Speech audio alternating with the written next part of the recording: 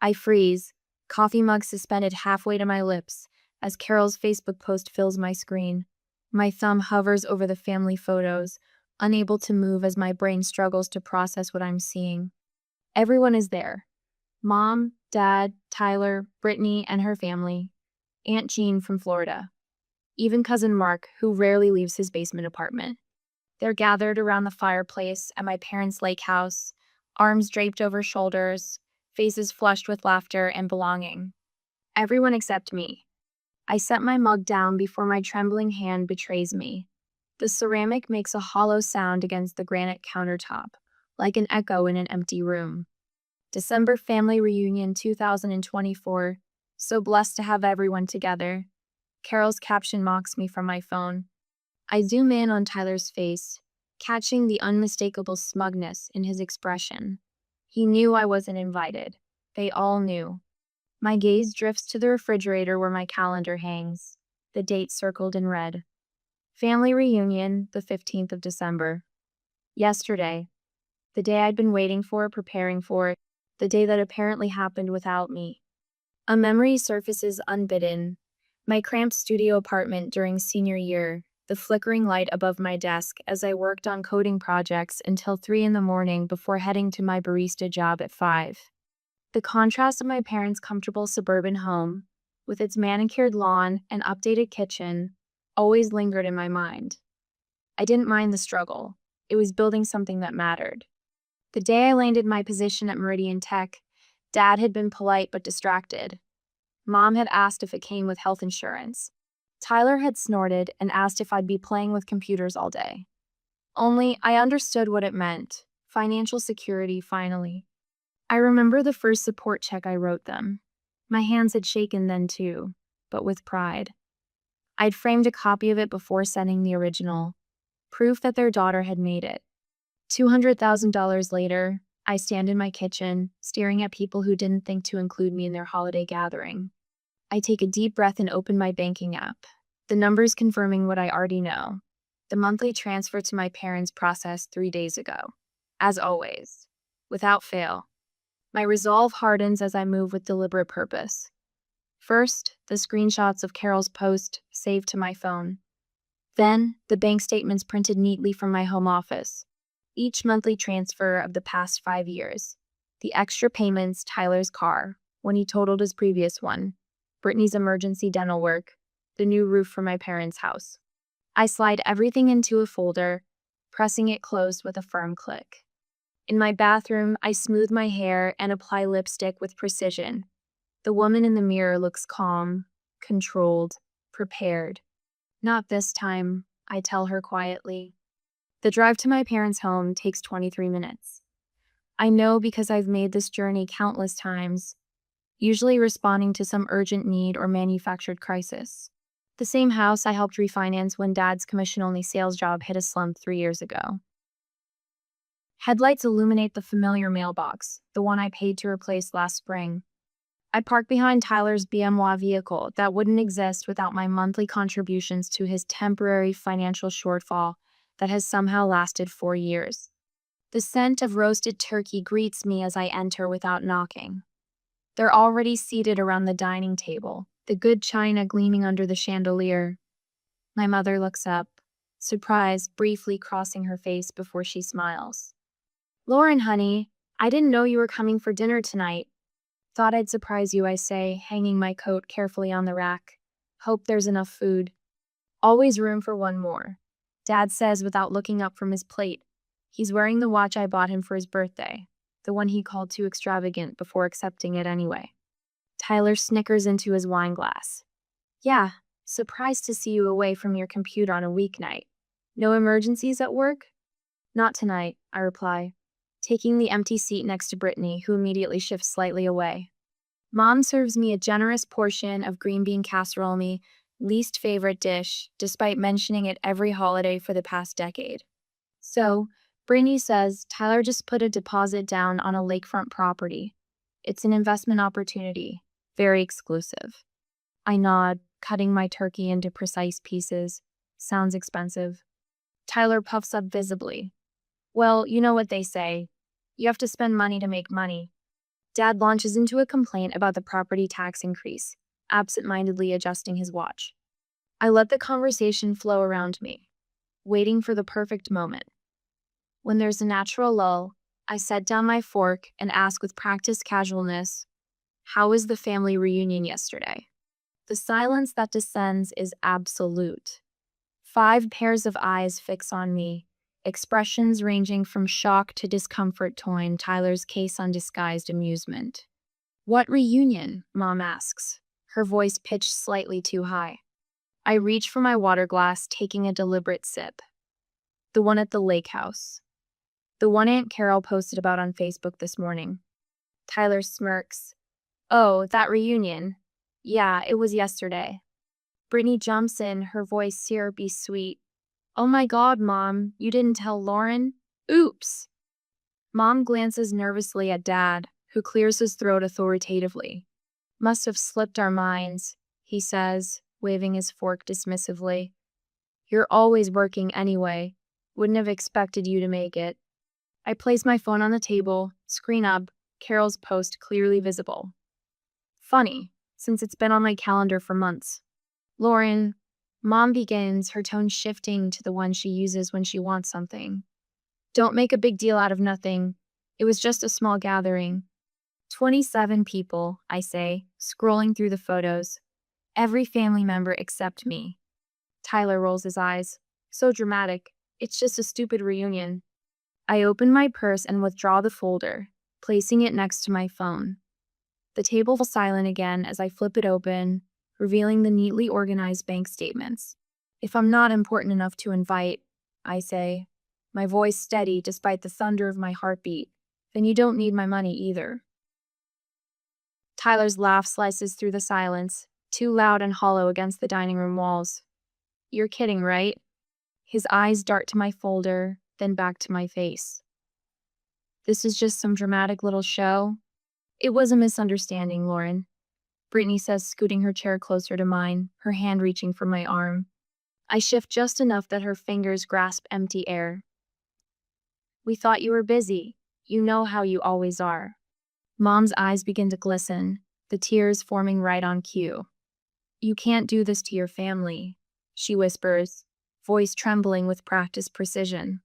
Dad sets his fork down with a deliberate clink against the good china I paid to replace last Christmas, when Mom mentioned how embarrassed she was by the chipped edges of her mother's set. "That's enough, Lauren," he says, summoning the stern father voice that stopped working on me years ago. "You're overreacting." I don't respond immediately. Instead, I open my purse and pull out the folder with steady hands. One by one, I spread the bank statements across the dining table, between the green bean casserole and the buttered rolls. The yellow highlighter marks are impossible to miss. $2,500 transferred on the first of every month for the past 5 years. The special payments are circled in red. $42,000 for Tyler's BMW after he totaled his Audi.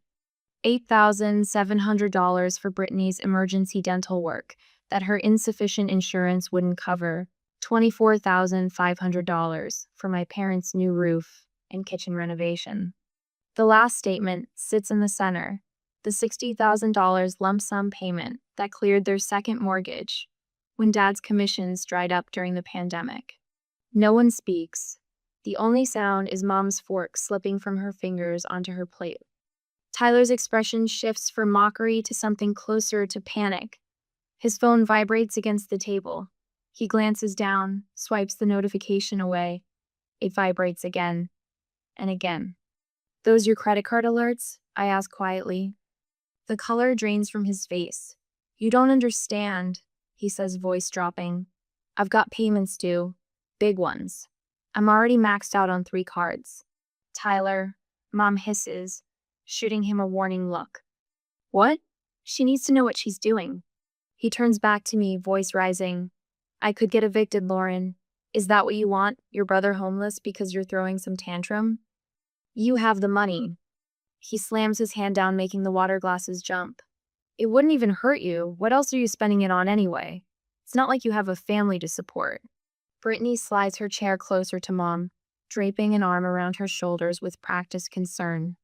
Her perfectly manicured nails so fresh set I recognized from the salon receipt she texted me last week, asking for a small loan. Pat Mom's hand soothingly. Mom's been so stressed about bills lately, she murmurs, voice pitched just loud enough to reach me while seeming private. Her blood pressure medication isn't fully covered by insurance now. I've been trying to help, but with the kids' activities. I watch the performance with a detachment that surprises me. The subtle head tilt toward Mom, the gentle furrowing of her brow. Brittany's concerned daughter routine is flawless. She's always been the family emotional choreographer, positioning herself at the center of every crisis while somehow emerging as the solution rather than the problem. Why didn't you tell me about the medication? I ask Mom directly. Before Mom can answer, Brittany leans forward, cutting off our eye contact. You're so busy with your job. We didn't want to burden you. Her voice drops to a conspiratorial whisper meant to exclude Tyler and Dad. You know how they worry about bothering you. I told them, Lauren's got her own life now. We understand you're already so selective with your money. The phrase catches my attention. Selective? Brittany's eyes widen slightly, realizing her mistake.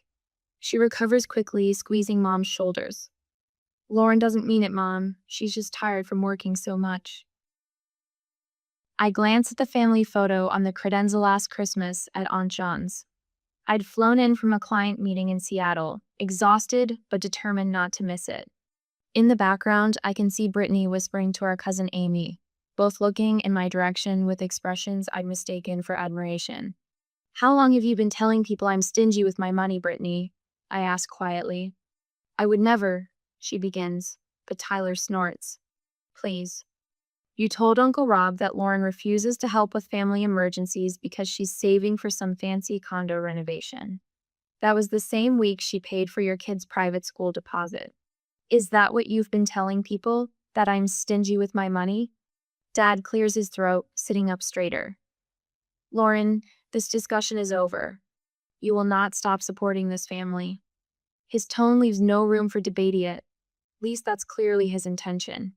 After all we've done for you, Mom adds, dabbing at her eyes, we sacrificed everything so you could go to that fancy university.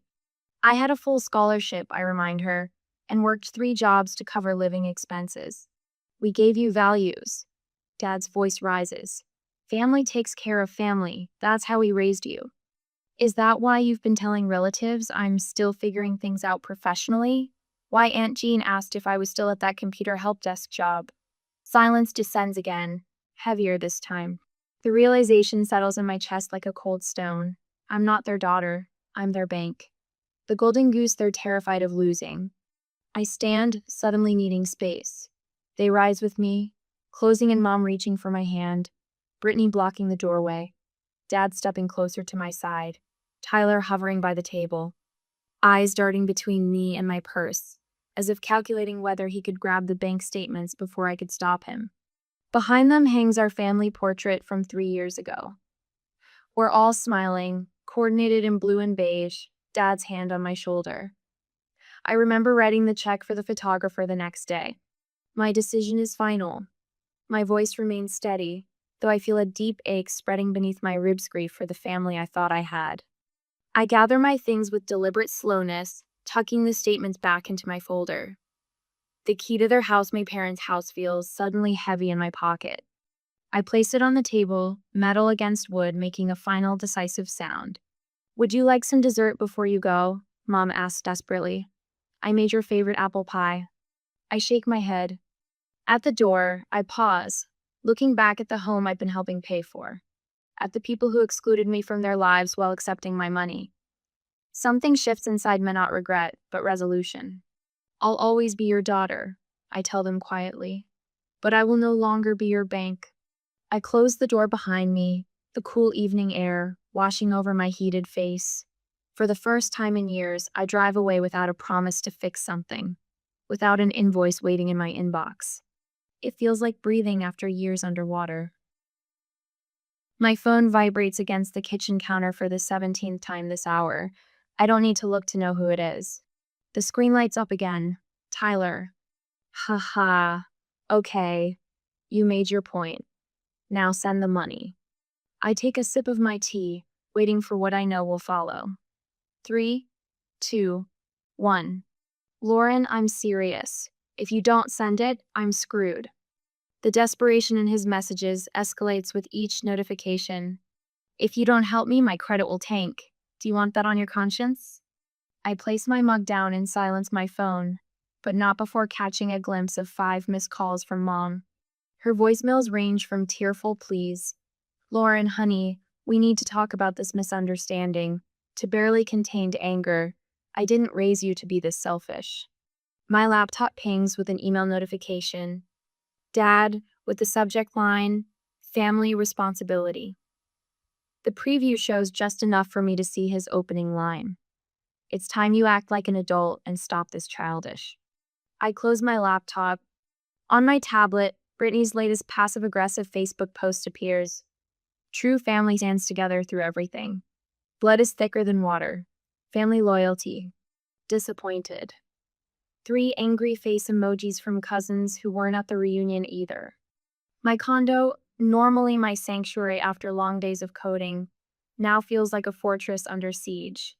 The clean lines of my mid-century furniture, the carefully curated bookshelves, the piece I've crafted here, all of it, vibrates with the digital intrusion of my family's demands. I move deliberately through each device, turning off notifications one by one. On my phone, settings, notifications, Tyler off, Mom off, date off, Brittany off. On my laptop, email filters created. On social media, muted, all of them. The sudden silence feels both empty and full. I sit at my small dining table nothing like the ornate cherrywood monstrosity at my parents' house that I helped pay to restore last year. Mine is simple walnut, chosen for its clean lines rather than status. I open my banking app and stare at the automatic transfers I set up years ago. Mom and Dad household, $2,500 monthly. Tyler emergency fund, $1,000 monthly. Brittany children's education, $500 monthly. My finger hovers over each one. Cancel. Confirm. Cancel. Confirm. Cancel. Confirm. With each confirmation, something shifts in my chest, not lighter exactly, but more aligned, like vertebrae slipping back into place after years of poor posture. I open a new spreadsheet. Lauren's budget, 2025. I start filling in the numbers I know by heart, but this time, I don't include the family column that has consumed nearly a third of my income for years. As the calculations update automatically, a number appears at the bottom that momentarily stops my breathing. Disposable income, $4,000 month. A sum that would have been inconceivable just days ago. I create a new row. Dream vacation fund. My phone rings with a number I recognize. Margaret, my best friend from college. The one person who's been telling me for years that my family was taking advantage of me. I saw Brittany's post, she says without preamble. "Are you okay?" For the first time since the family dinner, I feel tears threatening. "I'm fine." "The hell you are," Margaret says, her voice gentle despite the words. "But you did the right thing, Lauren. You know that, right?" Before I can answer, a text appears from James, a coworker who noticed my distraction during our morning meeting. "You seemed off today. Everything all right? Happy to grab coffee if you need to talk." And then, surprisingly, a private message from Aunt Carol. "I'm so sorry about the reunion photos. I didn't realize you weren't invited. We all asked where you were, and your mom said you were too busy with work to come. If I'd known." My supervisor, Sarah, stops by my desk the next day, closing the door to my office. "Family issues?" she asks, her perceptive eyes taking in my exhausted appearance. When I hesitate, she continues, "I recognize that look. 3 years ago, I had to cut off my brother after he drained my savings account for the 3rd time." She pauses. It gets easier. 1 week later, I'm eating lunch at my dining table when the doorbell rings. Through the peephole, I see my mother and Brittany standing in the hallway, fake smiles plastered on their faces. Brittany's children, Aiden, 6, and Emma, 4, stand in front of them like human shields. I take a deep breath and open the door. Aunt Lauren, the children chorus, rushing forward with crayon drawings. We were just in the neighborhood, Mom says, her voice too bright, and thought we'd stop by. Brittany holds up a bag from my favorite bakery. We brought those almond croissants you love. I kneel to accept Emma's drawing. Thank you, sweetheart. This is beautiful. I turn to Aiden, admiring his robot drawing while being acutely aware of the calculating gazes above me. Can we come in? Mom asks, already stepping forward. I rise slowly. The kids can come in for a few minutes. You two can wait in the hallway. Mom's smile freezes. Lauren, don't be ridiculous. We're family. Yes, we are, and family respects boundaries. I open the door wider for the children. Aiden, Emma, would you like some juice? Behind them, Brittany's face hardens. You can't be serious. I am. I meet her gaze steadily. The children are welcome. You aren't. Not until we've had a conversation about respect and neutral ground. Mom's facade crumbles. Lauren, please. The property tax bill came yesterday, without your help. I'm sure Dad can figure something out, I say, my voice calmer than I feel. He managed household finances for decades before I started helping. Brittany's desperation becomes palpable. This isn't just about money, Lauren. It's about families supporting each other. Yes, I agree. It is. Their tactics fail one by one as I maintain my position. Eventually, they leave, children in tow, Brittany's parting words hanging in the air. This isn't over. 3 days later, I receive increasingly frantic texts from all of them. Bills arriving with no means to pay. Tyler facing eviction and repossession simultaneously. My father returning to work part-time after 4 years of retirement. Family members are asking questions, wondering how Mom and Dad's lavish lifestyle has suddenly contracted, how Tyler's apparent wealth has evaporated overnight, how Brittany's endless shopping sprees have abruptly ceased. The financial reality they've hidden behind my support is collapsing around them. At 11:43 p.m., heavy pounding on my door jolts me awake. Through the peephole, I see Tyler unshaven, eyes wild, clothes wrinkled as if he's been wearing them for days. I know you're in there, Lauren. Open the door. I wrap my robe tightly around myself and open the door. Security chain still in place. What do you want, Tyler? He switches instantly to the charming smile that has gotten him out of trouble since childhood. Hey sis, sorry about the hour. Can I come in? I just want to talk. No, say what you need to say from there. His smile slips. Come on, don't be like that. I've been thinking about what happened, and you're right. I should be more appreciative. He leans closer to the crack in the door. I just need a little help. Just this once. Then I promise I'll get my act together. No, Tyler. His charm evaporates. You don't understand. I'll lose my apartment, my car, everything. Your financial problems are not my emergency, I say, surprised by the steadiness in my voice. His face contorts. You selfish bitch. You think you're so much better than us because you have a fancy job? Because you have money? You're nothing without this family. Nothing. The neighbors' doors are opening now, curious faces peering into the hallway. You're just a selfish brat, he shouts, all pretense abandoned. You think you're better than us because you have money? Newsflash, you're not. And when you finally fail, don't come crawling back, 'cause we won't care. I look at my brother, really look at him. The designer clothes I paid for, now rumpled. The entitlement etched into his features. The rage of a man who's never faced consequences for his actions. Good to know, Tyler. My voice doesn't waver. Now get off my property. I close the door firmly, turn the deadbolt, and slide down against it until I'm sitting on the floor, my knees pulled to my chest. My hands are shaking. My heart pounds against my ribs, but I don't open the door. My phone vibrates against the nightstand for the 5th time in 20 minutes. I don't need to look at the screen to know it's another family message. They've been arriving in waves, perfectly timed almost, as if they're coordinating their attacks. I finally reach for the phone, scrolling through the notifications. Mom, Lauren, you can't abandon your family like this. After everything we've done for you. Think about what people will say. Brittany, you're being ridiculous. Family is supposed to help each other. Mom is crying herself to sleep every night. Tyler's messages have evolved over the past week. First came the mockery. Dramatic much? Guess you showed us. Then the begging. I really need help with this month's car payment. Now, thinly veiled threats. You'll regret cutting us off when you need something. And you will need something. I set the phone down and take a deliberate sip of my morning coffee, savoring the bitter warmth. 3 separate cousins called yesterday, each with the same concerned tone, each supposedly just checking in after hearing some concerning things. Aunt Jean from Florida, who I see once every 5 years, suddenly feels compelled to text. Family stands by family, Lauren. I'm disappointed in you. My finger hovers over the power button on my phone. Instead, I open my laptop and type a quick email to Sarah in legal. Do you have time to discuss a personal matter that may have professional implications? I write, then press send before I can reconsider. 2 hours later, sitting across from Sarah in her office, I carefully place a folder on her desk.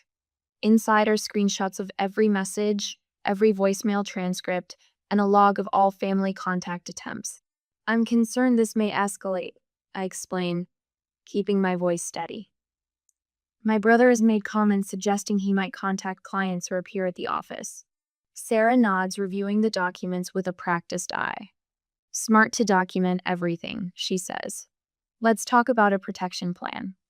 By afternoon, I've scheduled installation of a security camera at my condo entrance, met with my bank to password protect all accounts, and drafted a clear, attorney-reviewed email to my family defining my boundaries.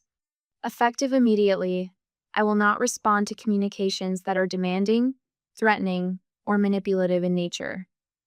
Any appearance at my workplace will result in immediate security involvement. This is not negotiable. I press send and exhale slowly, feeling both lighter and heavier simultaneously. I hear the whispers at the grocery store 3 days later. That's her, a former neighbor murmurs to her companion, the one who abandoned her family after making all that tech money. I select an apple, examining it with unnecessary focus while straining to hear their conversation. Richard says they sacrificed everything for her education, and now she's turned her back on them. The words drift over the produce section. I place the apple in my cart and straighten my shoulders, moving through the store with deliberate calm. Let them talk. I've made my decision. What surprises me most is my lack of desire to defend myself. The old Lauren would have rushed to explain, to justify, to make everyone understand. Now, I simply check out with my groceries and drive home. When my phone rings with an unknown number that evening, I almost ignore it. Something makes me answer. Is this Lauren Mitchell? Asks a stern male voice. Yes, speaking. This is American Credit Services calling about your brother Tyler Mitchell's overdue account. He's listed you as a guarantor on his loan. My hand tightens around the phone. I've never co-signed any loan for my brother. Well, he's provided your contact information as a payment reference on multiple accounts. He indicated you'd be covering his payments. The pieces click together, the calls from unknown numbers over the past year, the collection notices that sometimes appeared in my mail. I'm not responsible for any of my brother's debts. I state firmly, and I'd like to be removed from all his accounts immediately. After hanging up, I open my laptop and pull up my financial management software. The neat columns of numbers tell a new story now. Without the $2,500 monthly transfer to my parents and the emergency expenses for Tyler and Brittany, my financial picture has transformed. I schedule an appointment with a financial advisor for next week. Then, after a moment's hesitation, I click on a travel site I've had bookmarked for years but never seriously considered. 2-bedroom villa on the Amalfi Coast. 7 nights. My finger hovers over the Book Now button. I've always wanted to see Italy. Always put it off because something someone more important needed my money. I click. The confirmation page appears, and an unfamiliar feeling washes over me. Freedom. The call comes at 11:47 p.m. 3 weeks later. My mother's name flashes on the screen. I answer, hearing her labored breathing. Lauren, she gasps. I think I'm having a heart attack. Your father isn't home. I need you to come right away. My heart pounds, but my mind remains clear. I'm calling an ambulance for you right now, I say, already dialing 911 on my other phone. No, no ambulance, she protests. Just come over. Please, Lauren, I need you. 20 minutes later, paramedics report back that my mother is experiencing no cardiac symptoms. Her blood pressure is normal. There are no signs of distress beyond her agitation at their presence. The paramedic's voice lowers on the phone. This happens sometimes, she says gently. People use medical emergencies to regain contact. I thank her and end the call, just as a voicemail notification appears. It's from my father. You've gone too far this time, his voice growls, all pretense abandoned. Sending strangers to our house instead of coming yourself? You think you're so much better than us. You'd be nothing without this family. Nothing. I delete the message without replying. My phone lights up with a text from Tyler. I messed up. I don't know what to do. Please, Lauren, help me. My thumb hovers over the keyboard. How many times have I received this exact message? How many times have I rushed to solve Tyler's problems, draining my accounts, my energy, my life, to fix his mistakes? A memory surfaces. Tyler at my college graduation, rolling his eyes during my valedictorian speech, checking his watch repeatedly. Tyler borrowing my first work laptop and returning it with beer spilled on the keyboard. Tyler laughing about computer nerds while cashing the checks I sent. I take a deep breath and press delete. The message disappears from my screen. For the first time in years, I feel myself smile without reservation. I'm reaching for organic tomatoes when I hear my name called across the produce section. Lauren? Lauren Mitchell? Mrs. Henderson, my parents' neighbor for 20 years, approaches with her shopping cart. Her silver bob catches the fluorescent light as she moves toward me, with surprising speed for a woman in her 70s. It's been months since I've seen you, she says, resting a hand on my forearm. Her touch is light, but her gaze is heavy with something I can't quite place. How have you been, dear? I'm well, thank you. I place 2 tomatoes in my basket, hyper aware of my surroundings. It's been 3 months since I cut financial ties with my family. 3 months of blessed silence after the initial storm of texts and calls. Mrs. Henderson's fingers tighten slightly on my arm. I always wondered, she says, leaning closer, where all their money came from. My hand freezes mid-reach for a bell pepper. Excuse me? Your father, she clarifies, her voice lowering conspiratorially, always bragging about their investments, their vacations. Your mother showing off kitchen renovations. She shakes her head. Then suddenly, they're canceling their country club membership and your father's back working at the dealership. Her eyes narrow with sharp intelligence. Funny timing, don't you think? The weight of her words settles between us. My parents' carefully constructed facade of success, built on my financial support, now crumbling publicly without it. I should feel vindicated. Instead, a complicated ache spreads through my chest. Tyler's blaming your parents now.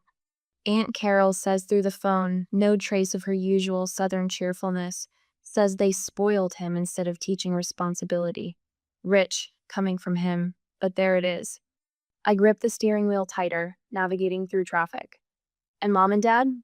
Fighting constantly. Your father says your mother should have managed the household budget better. Carol sighs. Everyone's looking for someone to blame now that you're not around to fix everything. The truth reverberates. Without me as their scapegoat and ATM, the family system is collapsing under its own dysfunction. Cousin Emma asked for your number, Carol adds. Said she always thought you got a raw deal. Others are starting to say the same. At work the next day, Sarah calls me into her office. Lauren, you've exceeded every metric we've set. She slides a folder across her desk with a promotion letter and substantial salary increase. Whatever changes you've made in your personal life, they're working for you professionally. My phone buzzes with a text. Jim, Brittany's husband. Need to talk, it's important. Before I can respond, commotion erupts in the hallway. A familiar voice cuts through the office chatter. Where is she, Lauren? I know you're here. Tyler.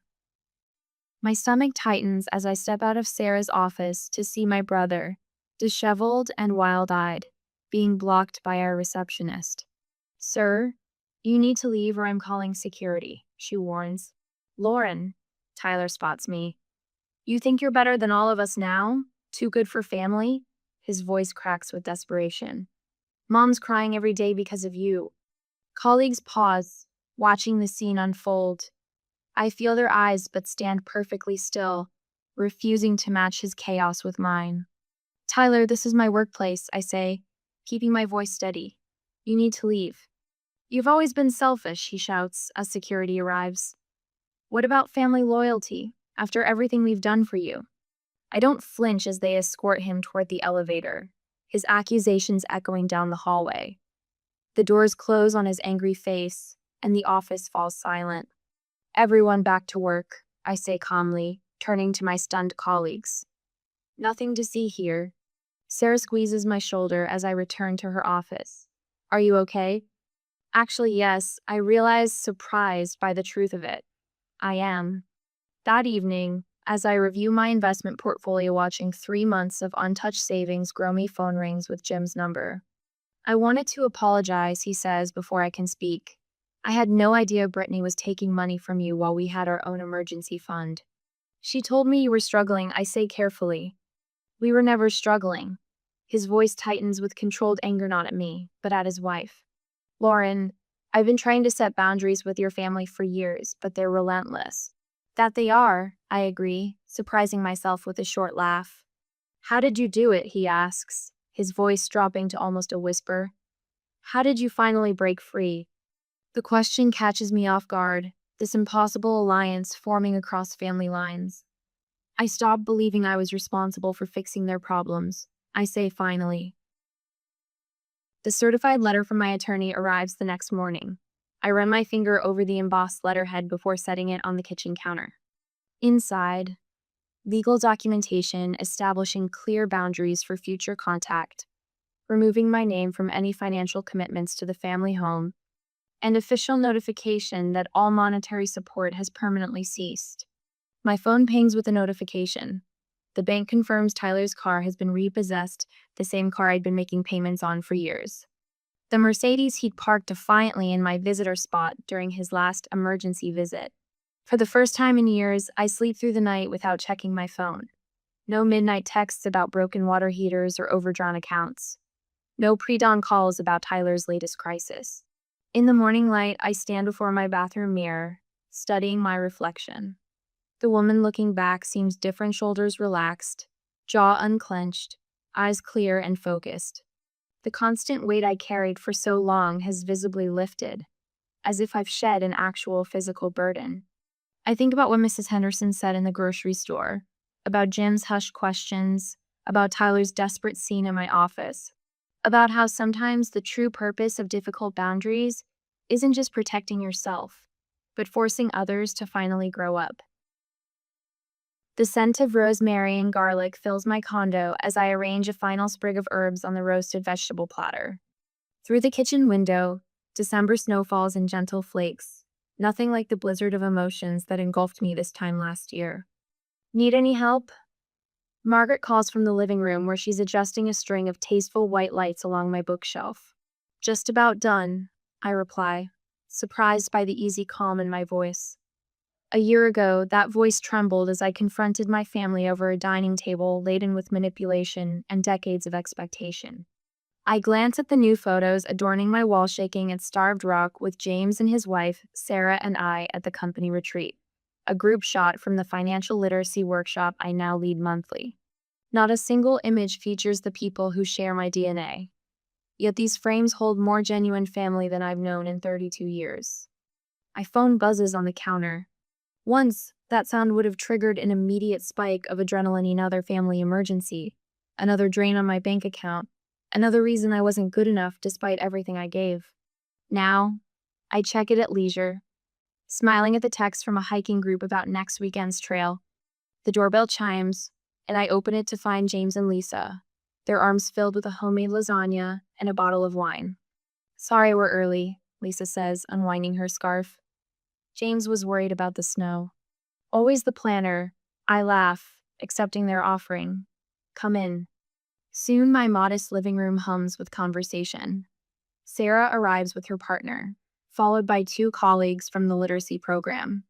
The space fills with genuine laughter that doesn't hold hidden barbs or veiled requests. Margaret raises her glass during dinner. To Lauren, she says, her eyes holding mine with fierce pride, "Who taught me what courage really looks like?" Sarah nods. "You've inspired half the office to set better boundaries. My brother actually called to thank you." I feel warmth spread across my cheeks that has nothing to do with wine. Later, as we share dessert, Aunt Carol's monthly update arrives in my inbox. I excuse myself for a moment to read it privately on my balcony. "Tyler's working 2 jobs now, actually showing up consistently. Your parents finally sold the lake house, moving to that condo next month. Brittany and Mark are in counseling, something about financial honesty. Everyone's changing, Lauren.